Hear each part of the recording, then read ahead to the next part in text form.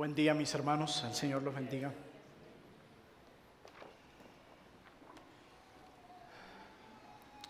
Es bueno estar de nuevo entre ustedes, después de ya algún tiempo. Cuando uno se ausenta, como tuve el privilegio de hacerlo para el cuidado de mi familia y de mi alma, y uno ve la obra del Señor sostenerse y seguir prosperando, es un claro recordatorio de que ustedes no necesitan de mí, ni de ninguno de los hombres que se para aquí, para que esta obra prospere o se sostenga. Porque el dueño y Señor de la iglesia, que es Cristo, es quien ha prometido edificarla. Yo no puedo hacerlo, Él sí. Así que me alegra mucho verles y doy gracias al Señor por cada hombre que en este tiempo, incluyendo mi pastor, se han parado aquí para ministrarle la palabra de nuestro buen Dios. Hermanos, sin más preámbulo, acompáñenme a la primera carta de Pablo a los Corintios, capítulo 1. Hoy iniciamos una serie expositiva basada en esta gloriosa carta, donde Pablo pretende atender los problemas de una iglesia con lo único que puede traer solución a los problemas de una iglesia, que es el Evangelio.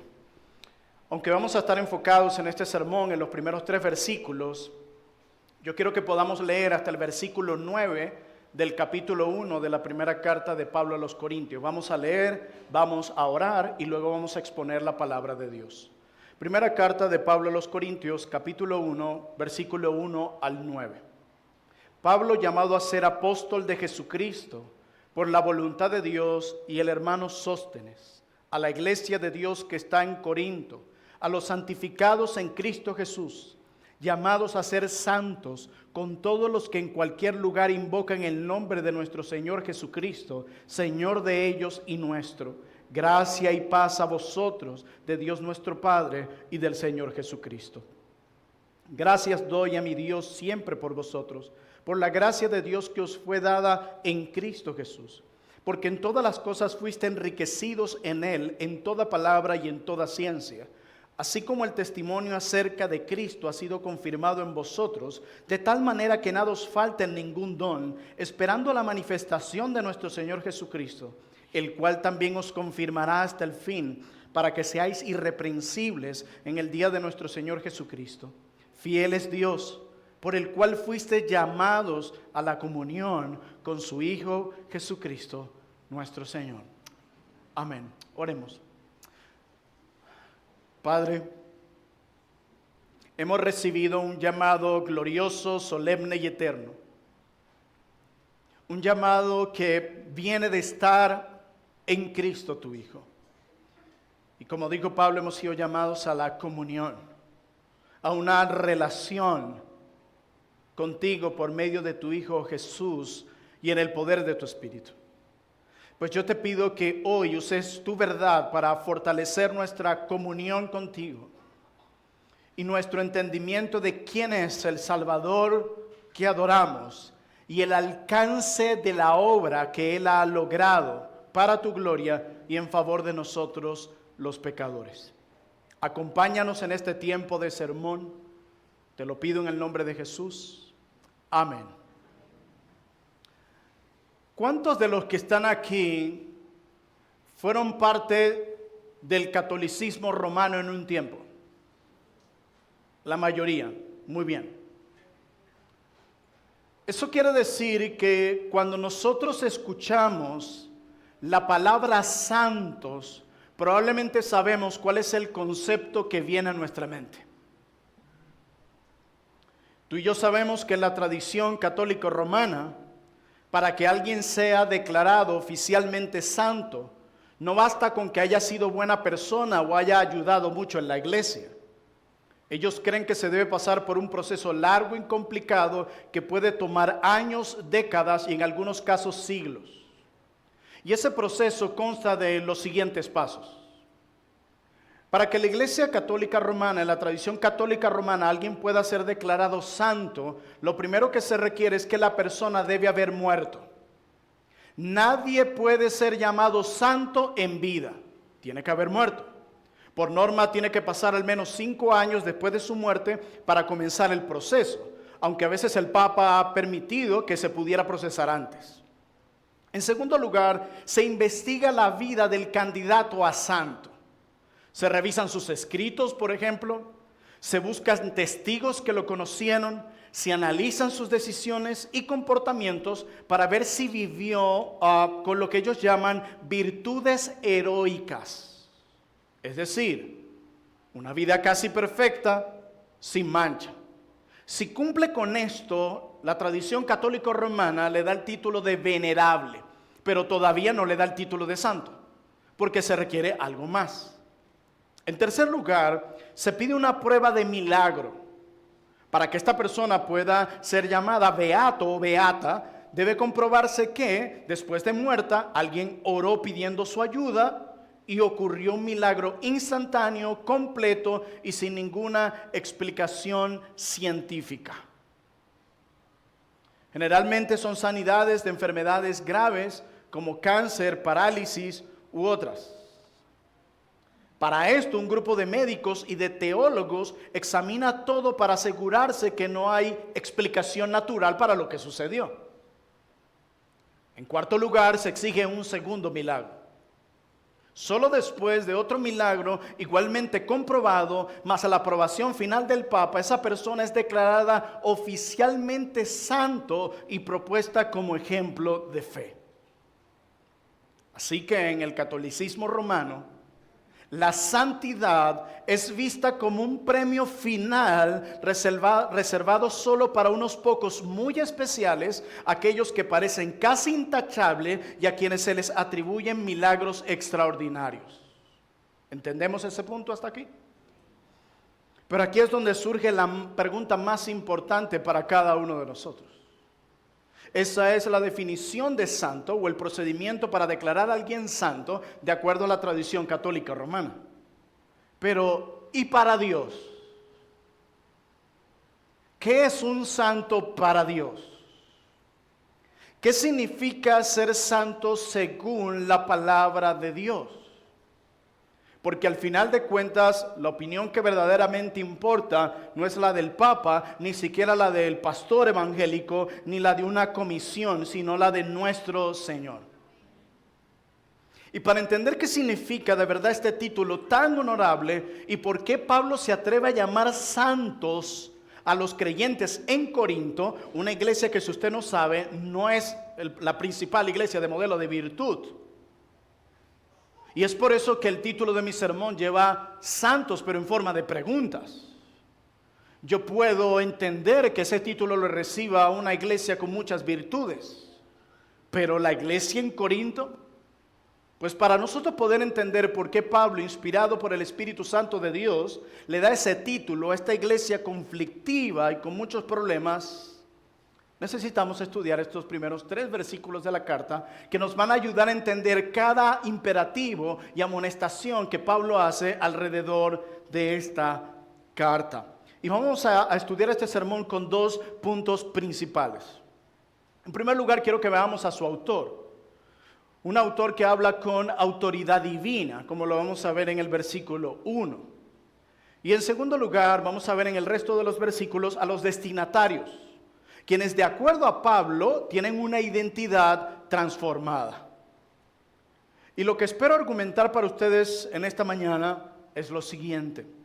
Es un llamado, es una invitación que creo que Pablo también se la hace a los corintios y es la siguiente: vivamos a la altura de nuestro llamado.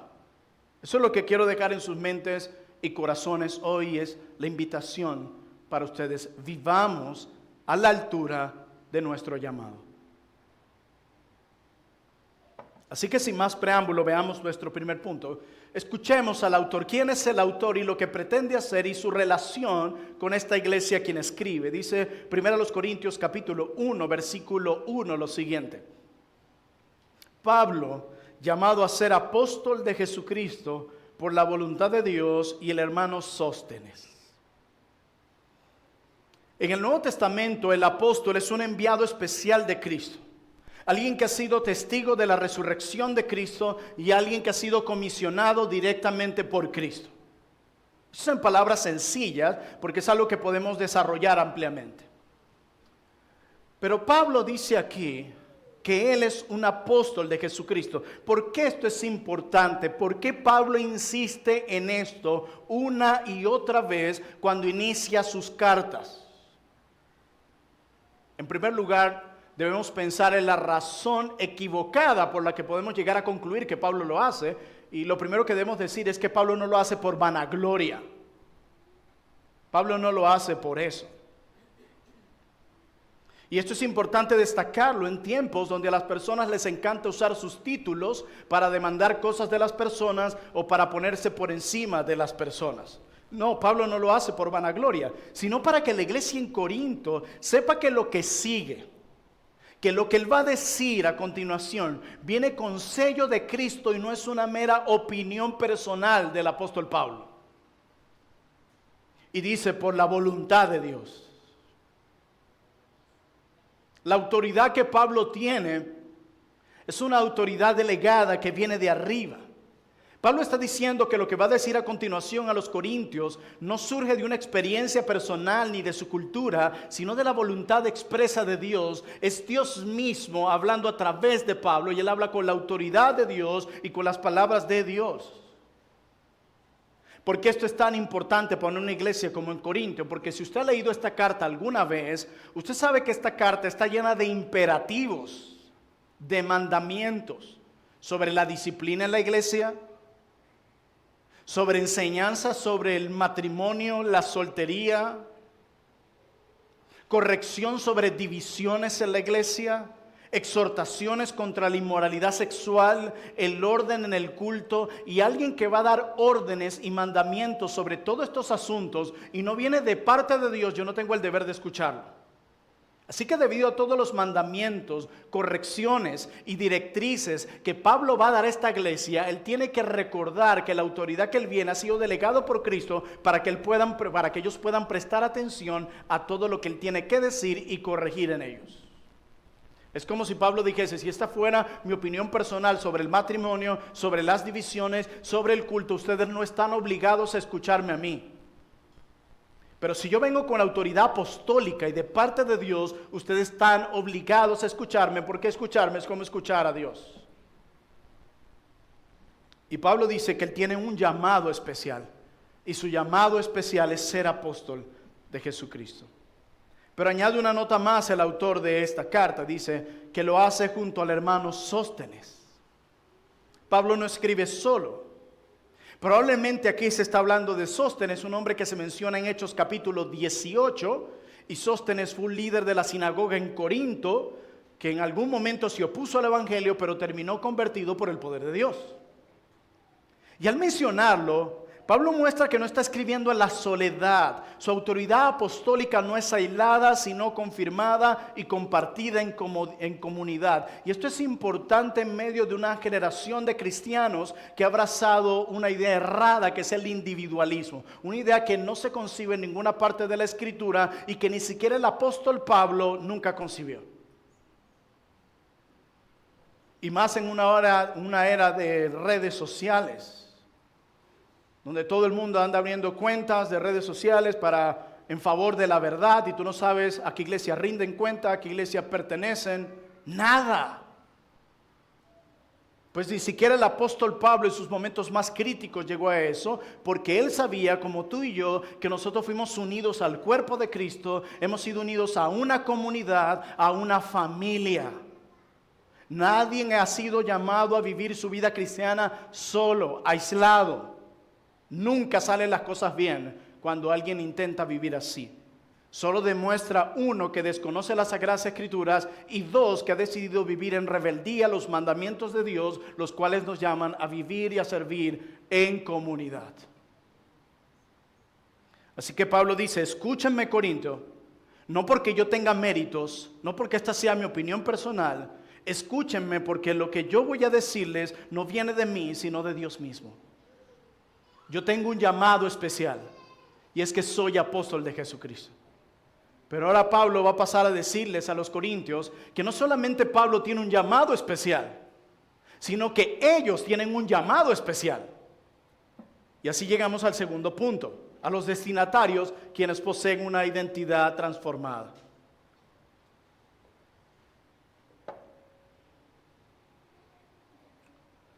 Dice Pablo a la iglesia de Dios que está en Corinto, a los santificados en Cristo Jesús, llamados a ser santos.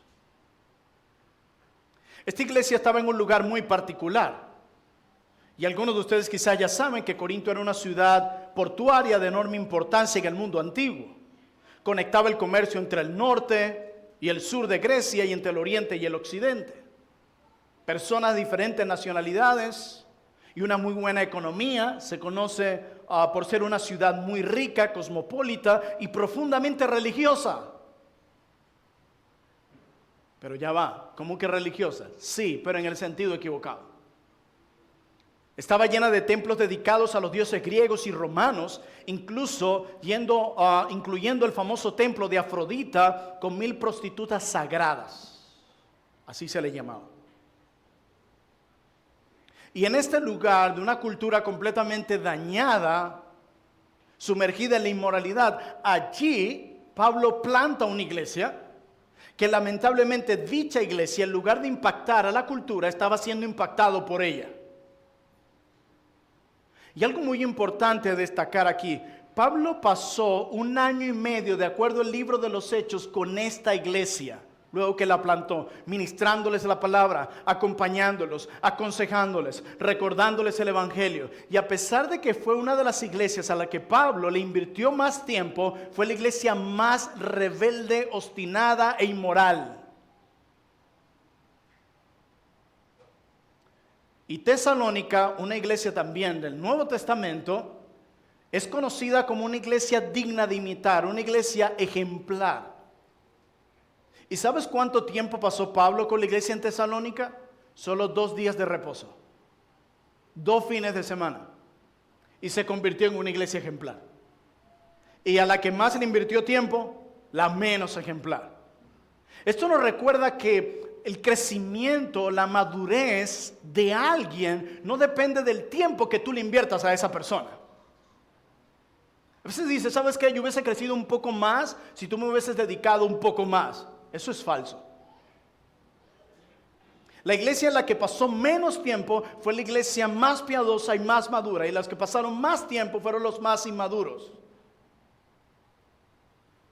De nada sirve estar en un montón de consejerías, con un montón de consejeros, en un montón de discipulados, si tú aparte no estás permaneciendo y habitando en Cristo Jesús, en quien únicamente tú y yo podemos crecer y echar frutos.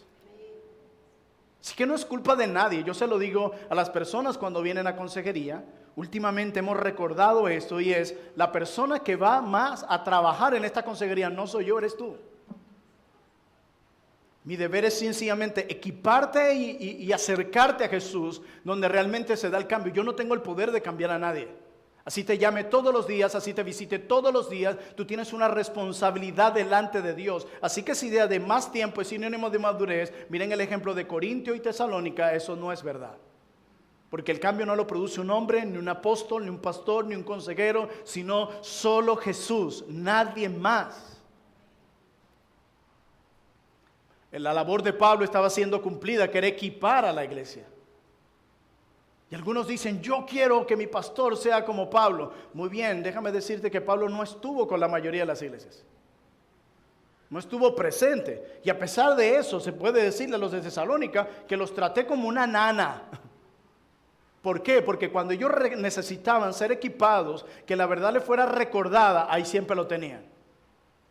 Esa es la labor principalmente de un líder. No es ser tu coach, ni estar ahí detrás de ti las 24 horas al día, sino guiarte a Cristo y equiparte, como lo dice Efesios 4, para que tú hagas la obra del ministerio que Dios te encomendó.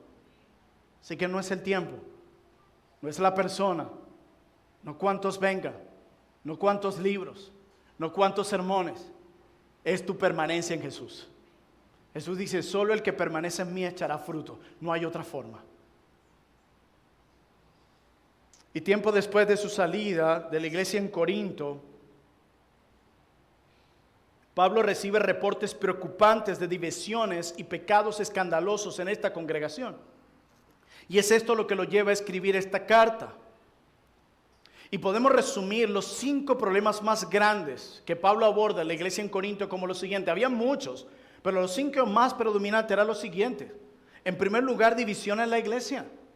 Los corintios empezaron a dividirse en partidos. Yo soy de Pablo, yo soy de Cefas, yo soy de Apolos, y los más espirituales, yo soy de Cristo.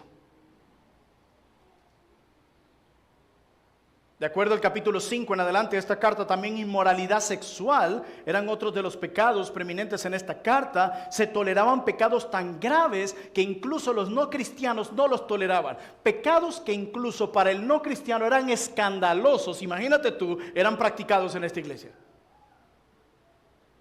Era una iglesia que toleraba el pecado.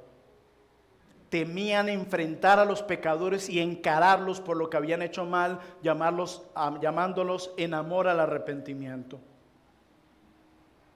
Habían conflictos sobre la comida sacrificada a los ídolos. Había desorden en la adoración. Las reuniones de un culto en Corinto eran caóticos. Habían abusos de la cena del Señor. Algunos interrumpían en medio del culto con supuestas palabras proféticas y otros hablaban en lenguas sin orden. Y aparte de acuerdo al capítulo 15 de esta misma carta, un grupo negaba la resurrección. Algunos enseñaban que no había resurrección futura.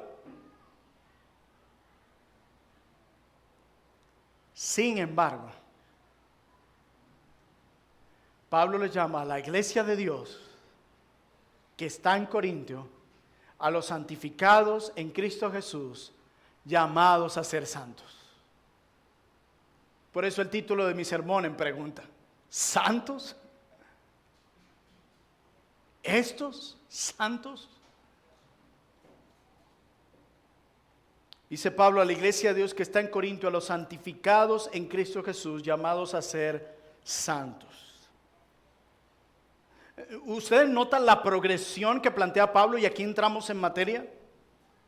A los santificados en Cristo, Bloom, llamados a ser santos. Hay una progresión aquí y lo podemos entender cuando examinamos la raíz del texto griego que Pablo plantea aquí. Porque la misma raíz de la declaración de santificados en el texto es la misma raíz para la declaración santos. ¿Qué quiere decir eso? Bueno, el verbo que Pablo usa aquí, tanto para santificados como para santos, tiene la misma raíz. Es un verbo que se encuentra en un participio perfecto pasivo. Usted dirá, ahora sí, yo vine fue a una clase de gramática hoy. Cuando hablo de un verbo en participio perfecto, me estoy refiriendo a una acción realizada en el pasado cuyos efectos permanecen hasta el presente. Y cuando hablo de un verbo en participio perfecto pasivo, me estoy refiriendo que aquella acción que fue realizada en el pasado, cuyos efectos permanecen en el presente, no se lo hicieron los corintios a sí mismos. Eso quiere decir el verbo cuando está en participio pasivo, algo que no se hicieron a sí mismos, sino que alguien más lo hizo en ellos.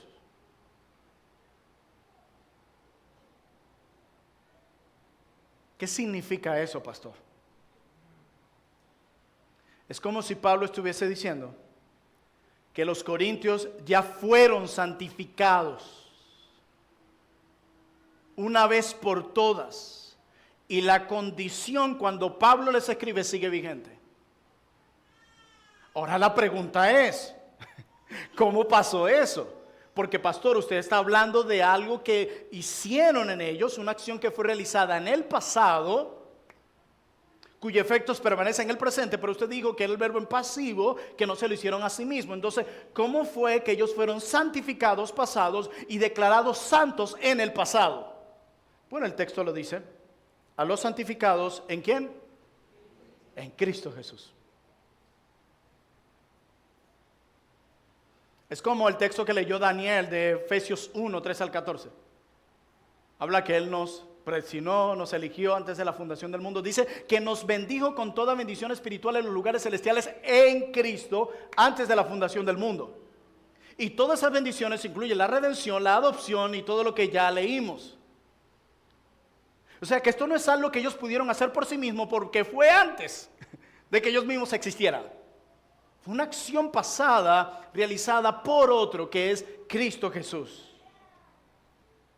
Entonces no es que los corintios debían o están tratando de ser santos, ni que serán santos si mejoran en su conducta. Bueno, si ustedes se portan de una forma mejorcita de lo que lo están haciendo, ustedes van a ser declarados santos. No, Pablo afirma que ya lo son porque Dios los puso aparte en Cristo. ¿Qué es lo que significa ser santo? Ser puesto aparte, apartado para un uso sagrado, en base a lo que Él hizo. Fuiste ya declarado santificado y santo por Cristo en el pasado, antes de que hubieses hecho cualquier cosa. ¿Cómo encaja eso, pastor? Bueno, posicionalmente son santos porque Dios los colocó aparte en Cristo. Es una acción cumplida que nadie puede abrogar. Pero en la práctica aún deben aprender a vivir como algo que ya son. ¿Se entiende? ¿Vamos bien? Pero ustedes se preguntan, ¿pero cómo entendemos este punto que Pablo plantea aquí? Bueno, para nosotros poder responder esto que acabo de mencionar, necesitamos detenernos y profundizar en estos versos a la luz de una doctrina preciosa que se llama la doctrina de la unión con Cristo. Y para eso quiero que pongamos la definición en pantalla. ¿A qué me refiero con unión con Cristo? Y esta definición se puede ampliar o reformar, pero aquí tenemos una idea de lo que significa unión con Cristo. ¿Y a qué me refiero a esto? Porque lo voy a estar mencionando mucho hoy y en el próximo sermón. La unión con Cristo significa, ¿a qué me refiero con unión con Cristo? Es el vínculo espiritual, vital y permanente por el cual el creyente, al ser unido a Cristo por medio de ¿qué? De la fe. Miren, aquí vienen los beneficios. Cuando es unido espiritualmente a Cristo por la fe, participa de la vida de Cristo, de la justicia de Cristo, del poder de Cristo y de su destino. De modo que lo que es de Cristo viene a ser del creyente, y eso incluye la santidad de Cristo, y lo que era del creyente fue asumido por Cristo, eso incluye nuestros pecados. Así que cuando hablo de unión con Cristo, a esto me estoy refiriendo, y esa es la forma más clara de entender lo que Pablo está usando y haciendo aquí. De hecho, la Biblia plantea esta doctrina un montón de veces. Cuando usted lee en el Nuevo Testamento, y lo leímos en el pasaje que leyó Dani en Efesios capítulo 1, en Cristo, en Él, esas son terminologías que son usadas en el Nuevo Testamento para hablar de la unión con Cristo. O por ejemplo, metáforas. Pablo usa metáforas en el Nuevo Testamento para hablar de la doctrina de la unión con Cristo. Por ejemplo, el matrimonio. Cuando un hombre y una mujer se unen por medio del pacto, ya no son dos, sino uno ¿qué? Uno solo, se funden. Y Pablo dice que así es la relación Cristo en la iglesia, por medio de la fe, se hacen uno solo, unión. Pero Pablo también usa más metáforas en el Nuevo Testamento para hablar de la doctrina de la unión con Cristo. Está en Juan 15, por ejemplo, la vid y pámpanos unidos a la vid, donde la vida de la vid pasa a los pámpanos y dan fruto. También la idea de la metáfora del cuerpo, somos el cuerpo de Cristo, estamos unidos a Cristo. Esa es otra metáfora para hablar de la doctrina de la unión con Cristo. Romanos capítulo 6, fuimos sepultados con su muerte y levantados en su resurrección y bautizados en Cristo. Terminología teológica para hablar de la doctrina de la unión con Cristo. La Biblia, el Nuevo Testamento está llena de esta preciosa doctrina. Así que cuando Pablo dice que los corintios son santos, no los está halagando. No, ellos no han dado ninguna razón para que eso pase. Cuando Pablo llama a los corintios santos, lo que está haciendo es describiéndolos, no halagándolos. Están en Cristo, ellos están en Cristo y esa unión es real. Aunque su conducta aún no refleja esa santidad, su identidad ya ha sido determinada por Cristo.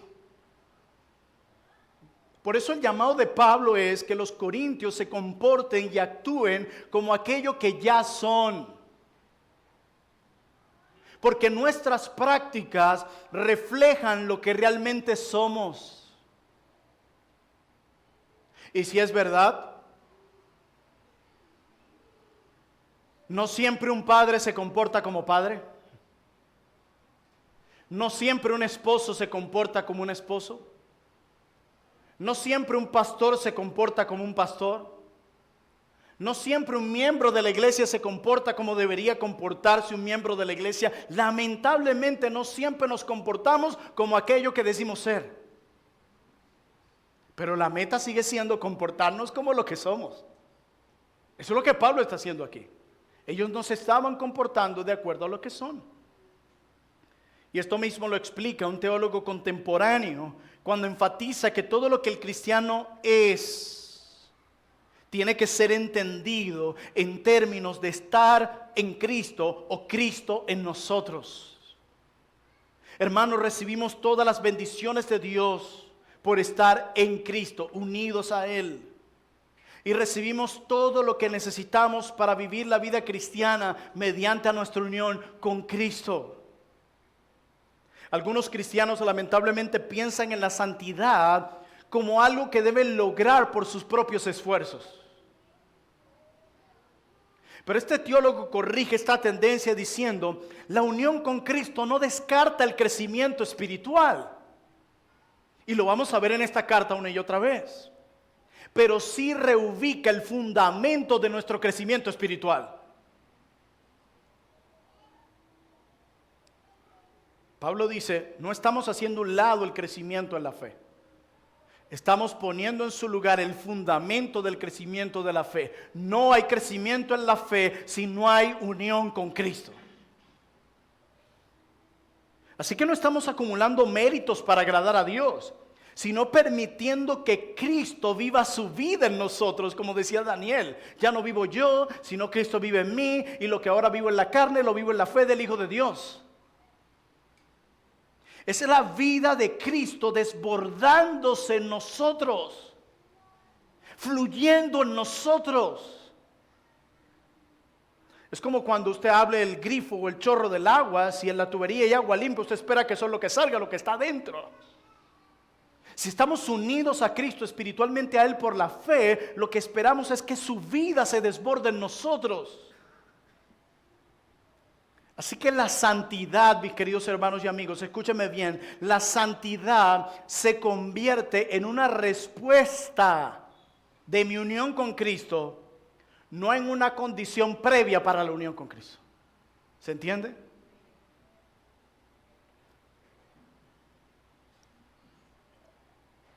Nuestra caída, nuestro pecado no rompe esa unión. Aunque sí puede afectar temporalmente nuestra experiencia de gozo. Nuestras caídas pueden afectar nuestra experiencia de consuelo, de paz, de tranquilidad. Pero la base sigue siendo Cristo, no nuestra coherencia moral. Hermanos, la idea central es esta, decía alguien. Al estar en Cristo, participamos de su justicia. Nos acercamos a Dios vestidos de la justicia, la perfección y la rectitud de Jesús. Por eso Dios nos ve como nos ve. Si tú te acercas a Dios con tus vestiduras de tus propias obras, de tu propia justicia, serás rechazado y destruido. Pero somos aceptados y amados porque nos acercamos a Dios con las vestiduras de Cristo. Así que decía alguien, la pregunta que tú y yo debemos hacernos no es, ¿qué tan justo soy? La pregunta que tú y yo deberíamos hacernos es, ¿en qué justicia estoy? ¿Amparado en mi propia justicia todavía? ¿En mis propias obras o logros todavía? ¿O en su justicia? Así que el llamado es a dejar de mirar dentro de nosotros y mirar a Cristo. Y algunos podrían decir, bueno, si ya estoy en Cristo, ¿para qué esforzarme? Cuando uno habla de estos temas, lamentablemente siempre hay que dar una pequeña explicación a los legalistas en recuperación.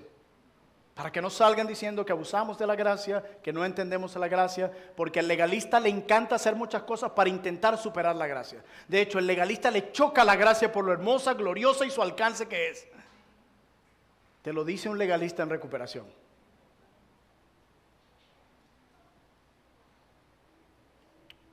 La unión con Cristo no elimina la necesidad de santidad, sino que redirige su fundamento. La obediencia sigue siendo necesaria, mis queridos hermanos, pero ya no como medio de ganancia, sino como un fruto de mi unión con Cristo. Mi santidad no viene de la nada, es un fruto de mi unión con Él. Por eso alguien decía que la doctrina de la unión con Cristo no es una doctrina más, es el núcleo de todas. Sin ella no puedes entender bien la regeneración, la justificación, la santificación y la glorificación. Por eso Pablo habla de estos términos en pasado, en algo que ya sucedió. Y no es la primera vez que lo hace. En Romanos capítulo 8 dice que a los que predestinó, pasado, a esos llamó, pasado, y a esos justificó, pasado, y a aquellos glorificó, pasado. Es un hecho. Así que no vivimos para aceptación de Dios, sino desde aceptación, ya lo somos. No vivimos en santidad para unión, sino desde unión, ya la tenemos. No obedecemos en la vida cristiana para libertad, sino desde libertad, ya hemos sido libertados. No obedecemos en la vida cristiana para amor, sino desde amor, el amor de Dios que ya fue derramado. No para victoria, sino desde victoria, porque Él ya ganó. Tiene que cambiar la forma en cómo estamos viendo la vida cristiana y nuestra santificación. Hermanos, cuando somos unidos a Cristo, su justicia se convierte en nuestra justicia. Su santidad se convierte en nuestra santidad y su perfección cubre nuestra imperfección. Hermanos, la unión con Cristo, decía alguien, implica tres cosas. En primer lugar, solidaridad. ¿Por qué? Porque vemos a Cristo como nuestro representante. En segundo lugar, transformación. Porque Cristo nos cambia desde adentro por su Espíritu. Y en tercer lugar, comunión. Porque Cristo mora en nosotros con nuestro Dios. Y usted era pastor, yo todavía no entiendo bien eso. ¿Cómo que unido a Cristo? Mi santidad no es el primer paso, sino la unión con Cristo es el fundamento de mi santidad. ¿Cómo eso que estar unido a Él por medio de la fe tiene como meta es que su vida se desborde en mí? Quiero explicártelo de otra forma y para entender mejor lo que Pablo está haciendo con los corintios. Yo no sé si tú lo sabías, pero hay dos regímenes matrimoniales. El primero se llama separación de bienes. Cuando una persona se va a casar, hay dos tipos de régimen que puede elegir la pareja cuando deciden casarse. El primero, repito, se llama separación de bienes. ¿A qué me refiero con ello? Eso significa que aunque la pareja viva junta y decidan unirse en matrimonio por medio del pacto y ya no ser dos sino uno solo, pues cada persona mantiene la propiedad individual de todo lo que tenía antes del matrimonio y todo lo que adquiera durante el matrimonio. Ejemplo, si el esposo tenía un carro antes de casarse, ese carro sigue siendo exclusivamente suyo después de casarse.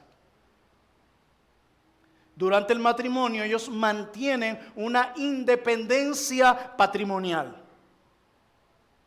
Ese es el régimen de separación de bienes.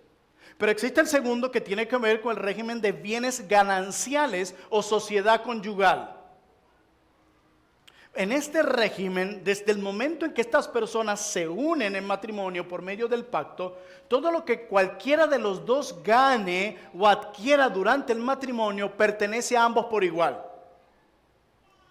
No existe esa idea de, bueno, este es tu dinero y este es mi dinero.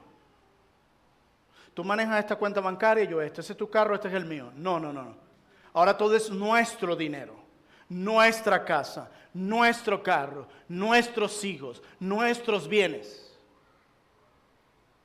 Por lo tanto, cada decisión importante sobre los bienes se toma en conjunto. ¿Por qué? Porque reconocen que todo lo que tienen es el resultado de la unión que han formado. ¿Por qué esto es importante? Porque la mayoría de los creyentes ven su relación con Cristo como el primero, separación de bienes espirituales.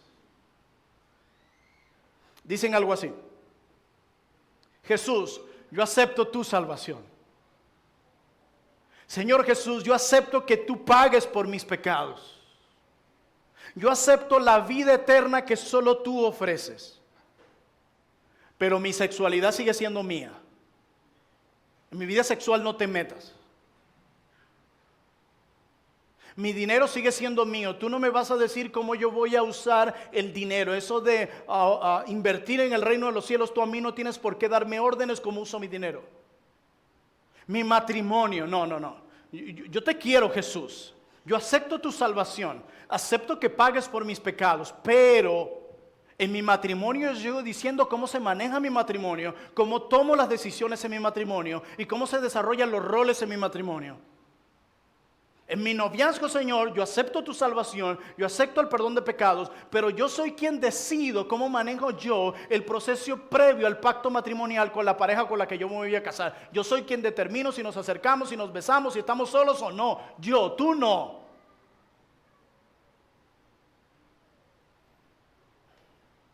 Y esa es la razón por la que Pablo puede confrontar a los corintios más adelante y decirles cómo pueden vivir en inmoralidad sexual si su cuerpo ya no les pertenece y ustedes están unidos a Cristo.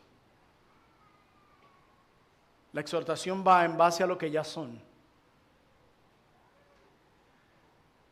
Los corintios, al igual que muchos creyentes hoy, están viviendo su vida como si tuvieran separación de bienes con Cristo, cuando la realidad de su salvación los había colocado en una sociedad conyugal, espiritual, total con Cristo. Señor, ahora lo mío es tuyo y lo tuyo es mío. Ya no voy a hablar de mi sexualidad, es nuestra. Tú puedes determinar qué hago con ella. Igual con mi matrimonio, igual con mi dinero, igual con mi tiempo, igual con mis hijos, igual con mi trabajo. Hermanos, la salvación no consiste en algo que Dios nos da por causa de Cristo, sino en el hecho de tener a Cristo mismo por medio de la fe con nosotros. La unión con Cristo es la fuente de todo cambio espiritual. No hay santificación posible fuera de Cristo. ¿Saben por qué? Porque no hay vida fuera de Cristo. No hay vida fuera de Él.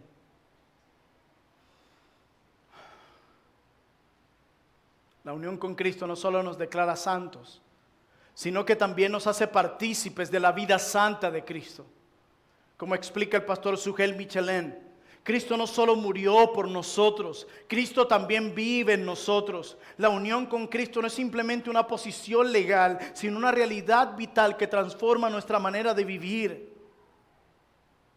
Y repito, hay un problema muchas veces serio en nosotros, que nuestro estilo de vida, nuestra forma de pensar, sentir, amar, relacionarnos no concuerda con lo que dice que somos. Y eso debe cambiar.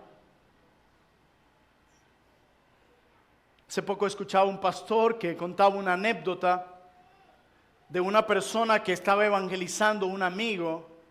Él estaba diciendo: yo soy redimido de Cristo y quiero animarte y hablarte de Cristo para que te vuelvas a Cristo.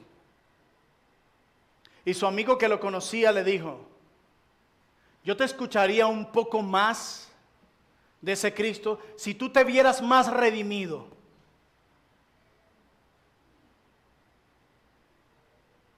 Y ese es el problema de muchos, que no se ven tan redimidos.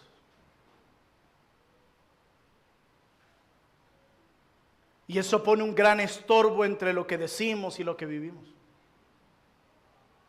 Hablaba con un pastor amigo hace unos días y me contaba de un caso tremendo que está lidiando en consejería, de una mujer que pide ayuda en su matrimonio porque su esposo la trata con dureza, no la ama, no le dedica tiempo y todo lo que ya sabemos.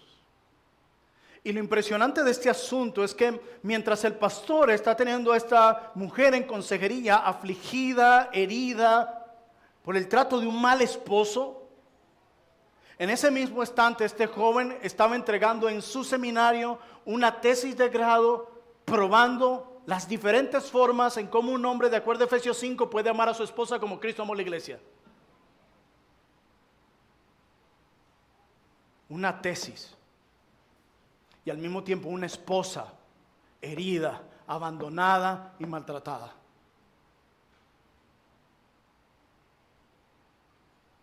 ¿Y qué de las redes sociales que muestran una imagen tan hipócrita y falsa de la realidad de las cosas? No digo que sean todos los casos, pero han abierto una puerta para mostrar simplemente una fachada. Por eso alguien decía, redes vemos, realidades no sabemos.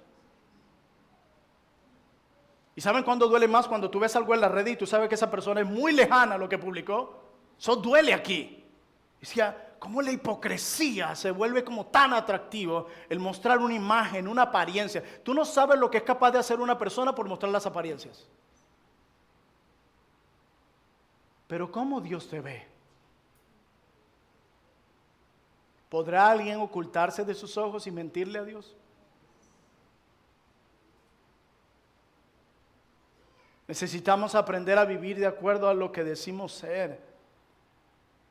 Decía un profesor mío en consejería, lo que tú crees que eres determina lo que tú haces.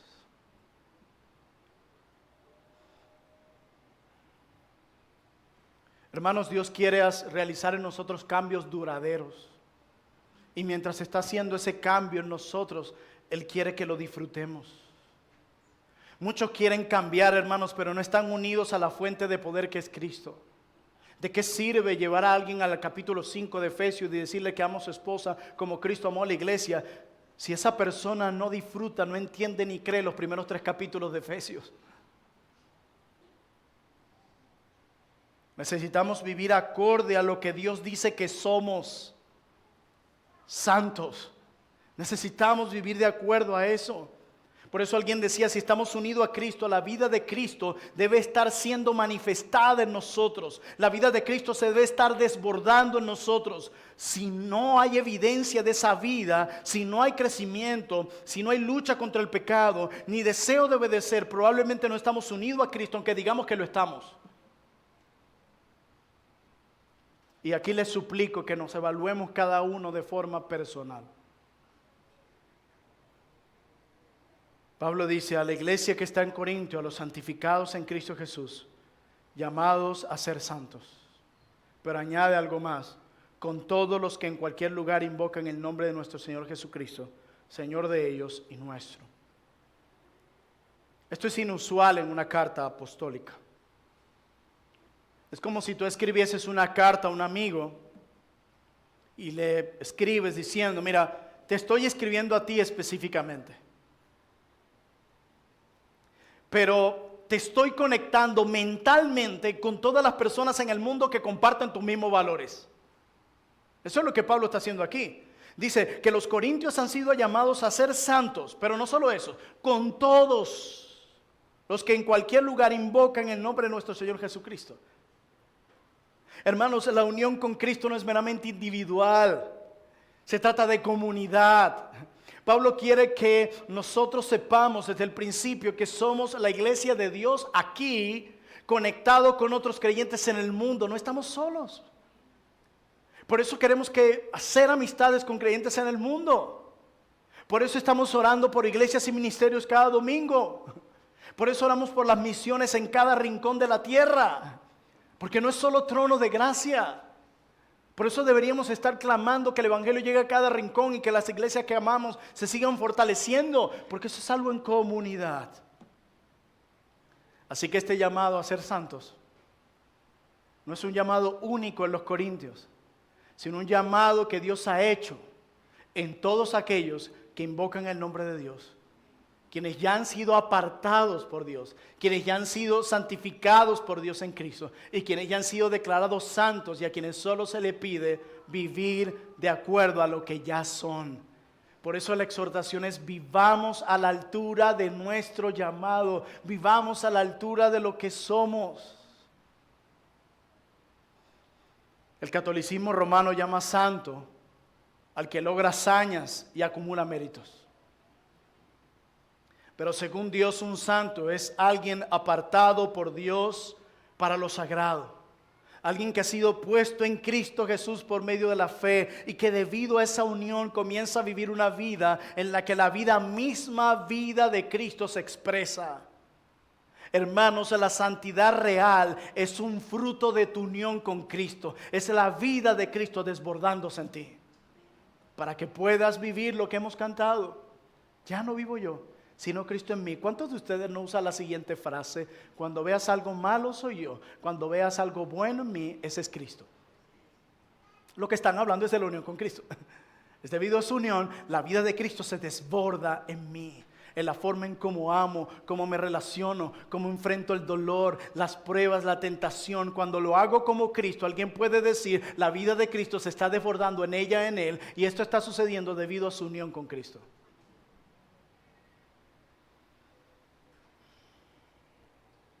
Danny Orlund, en su libro Profundo, un libro precioso que ha sido de gran bendición para mi alma en estos meses de descanso, decía, solo en unión con Cristo puedes crecer hasta convertirte en quien Dios te creó. Solo a través de la unión con Cristo puedes llegar a convertirte en quien Dios te creó. Esa es la clave, hermanos. No se trata de encontrar más fuerza dentro de nosotros mismos, sino de volver a nuestros ojos a Cristo y dejar que su vida se exprese en nosotros. Por eso la invitación mía para hoy ustedes no es hacer cosas para Cristo. No, esa es la tendencia siempre. Mi llamado es a que ustedes permanezcan en Cristo.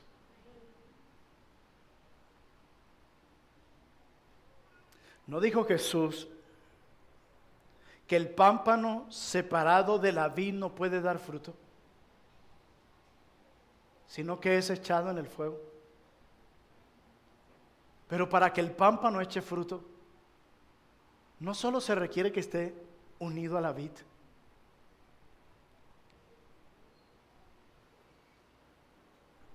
porque es así como la savia circula en la vid y da fruto en las ramas. Es así como la vida de Cristo fluye en el creyente para producir fruto de santidad. Hermanos, la obediencia por tanto no es un esfuerzo carnal, sino el resultado de tu permanencia en Jesús. Por eso es que es equivocado cuando nuestras preguntas con las demás personas es ¿cómo te está portando? No, mi pregunta para ti es si estás permaneciendo en Jesús. Si no estoy levantando una comunidad de legalistas que perderán de vista la belleza y la riqueza de la unión con Cristo.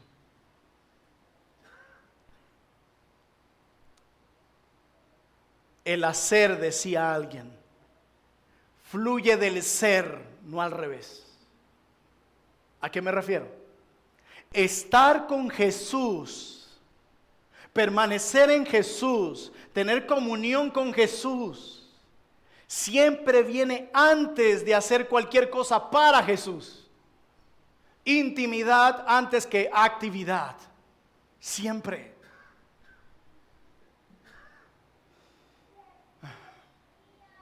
Que podamos reflejar lo que realmente somos. Querido hermano que estás aquí, ¿qué área de tu vida no está a la altura de tu llamado? ¿Qué área de tu vida no concuerda con lo que Dios dice que ya eres? Un santo, apartado para Dios, para alguien sagrado que está siendo santificado en Cristo Jesús. Finanzas, sexualidad, emociones, palabras. Eres una persona que en cualquier conflicto se desborda en ira inmediatamente. ¿Ustedes han escuchado eso? No, él tiene el carácter fuerte. ¿Por qué? Porque en cualquier conflicto se enoja y está lleno de ira. No, no tiene el carácter fuerte, es débil. Muy débil porque ni siquiera puede controlar su propia ira. Tus emociones, tu matrimonio, tu relación con las otras personas, tu relación con tus hijos, tu relación con tu iglesia, tu relación con tu trabajo, la forma en cómo sanas heridas. ¿Qué área de tu vida no está a la altura de lo que Dios dice que ya eres en Cristo?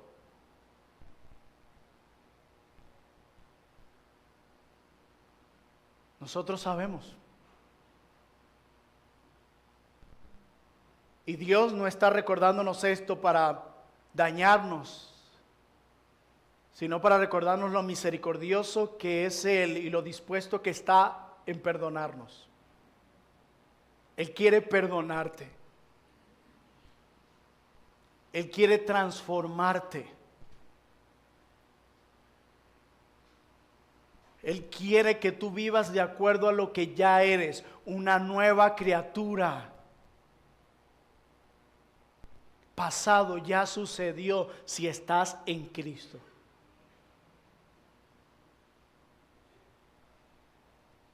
Un santo es aquel que ha sido unido a Cristo por medio de la fe. Un santo es aquel que ha sido apartado en Cristo y en quien la vida de Cristo se está desbordando. Por eso la pregunta para ti es: ¿cómo ama un santo a su esposa? ¿Cómo administra su finanza un santo? ¿Cómo usa el día domingo, el día del Señor, un santo para las cosas temporales de este mundo o para congregarse y adorar a Dios y servir a sus hermanos? ¿Cómo usa un santo su sexualidad? ¿Cómo maneja un santo las diferencias con otros? ¿Cómo responde un santo cuando escucha que un hermano necesita de su ayuda? ¿Cómo responde un santo cuando viene la tentación? ¿Cómo responde un santo cuando su trabajo intenta robarle el tiempo con su familia, la comunión con Cristo y el descanso para el que fuimos diseñados?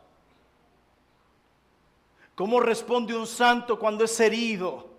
¿Cómo responde un santo cuando las cosas no salen como espera? ¿Cómo responde un santo cuando sus hermanos o hermanas no piensan como él o como ella? ¿Cómo usa un santo sus pensamientos y palabras? ¿Cómo usa un santo su tiempo? ¿Cómo ama? ¿Cómo perdona a un santo?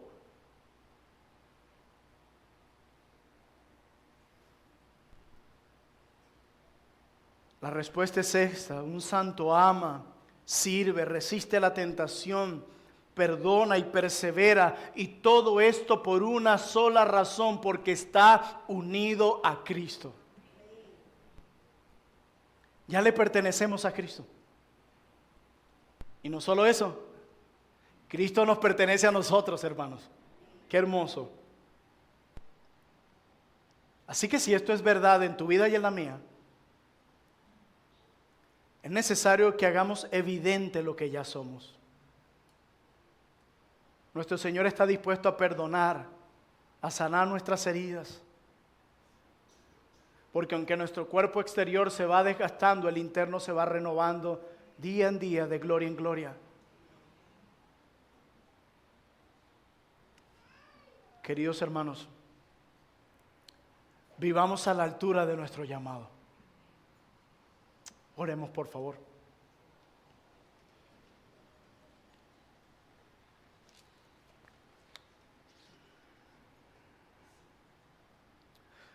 Tú nos conoces, Señor.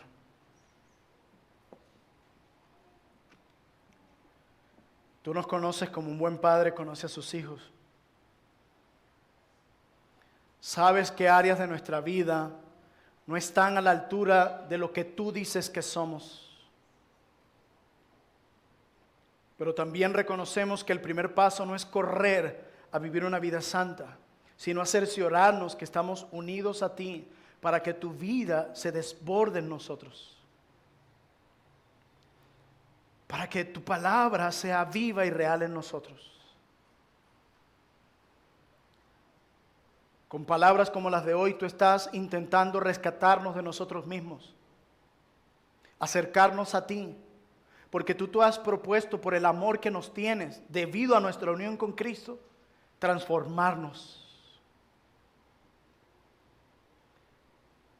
Que la vida de Jesús se desborde en nosotros. Que el fundamento de nuestra santidad sea nuestra unión con Cristo. Ahora que su justificación, su perfección es nuestra, su justicia es nuestra, su santidad es nuestra, y nuestros pecados Él los tomó como suyos. Ayúdanos a vivir a la altura de nuestro llamado. En Cristo Jesús. Amén. Puestos de pie, vamos a alabar al Señor y a recordar nuestra unión con Cristo. Cantemos y recordemos